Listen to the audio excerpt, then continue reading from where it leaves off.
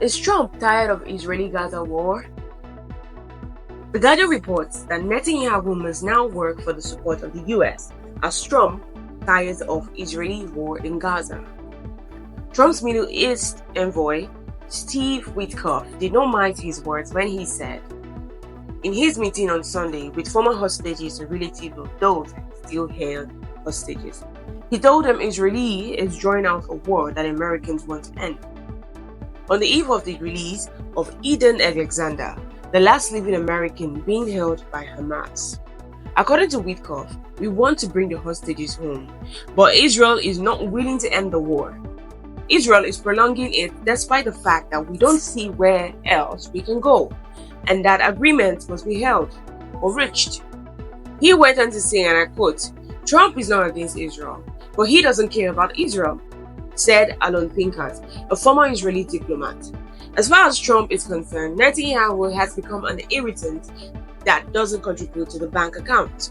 On April 25th, while on his way to Pope Francis' funeral, Trump had this to say about Gaza and Bibi Netanyahu. Gaza came up, and I said, gotta be good to Gaza. Those people are suffering. We gotta be good to Gaza. Well, we're gonna take care of them.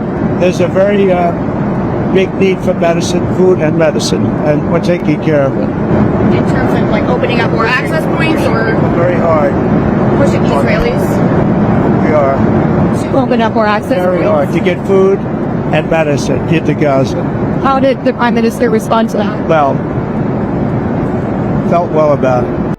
This is great news and great turnaround from what he had supported earlier. This is the first time Trump has publicly weighed in on the issue of humanitarian aid for Gaza. The WFP said no humanitarian or commercial supplies have entered Gaza for more than 7 weeks as all main border crossing points remain closed. This is the longest closure that Gaza has ever faced. He even said he would not let Israel take Gaza area code. Instead, he would set up an independent government. Better days are ahead of us. Speaking in Qatar, President Trump said a freedom zone would be set up in Gaza Strip, that he no longer supports the Israeli plan to occupy the Gaza Strip and does not support the Israeli to launch a full offensive in Gaza Strip. The president said from now on, the US would act in its own interest and has been going around and making allies with some of Israel's biggest enemies in the Arab world. And if you have been watching the news, it already seems like the Saudi prince is his favorite. So we might finally get a state of Palestine as a UN member state, which would be a breakthrough.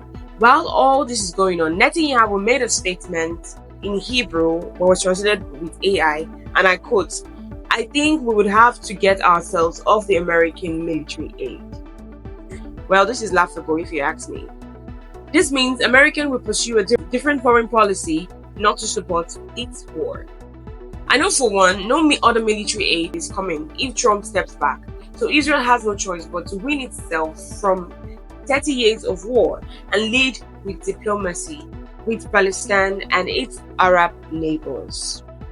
So let's finally give him some props. Let's finally give President Trump some props, because with the Ukraine war, he is trying to end the war too, and he is doing it successfully with the US-China trade war, agreeing to roll back on the tariff that went to the stratosphere a few weeks ago.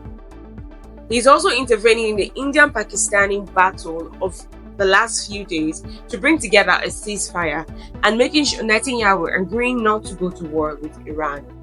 And if he succeeds in this, President Trump is about to become one of the best presidents America has ever had. Or just make history. Maybe the world is about to become a better place under the leadership of President Trump.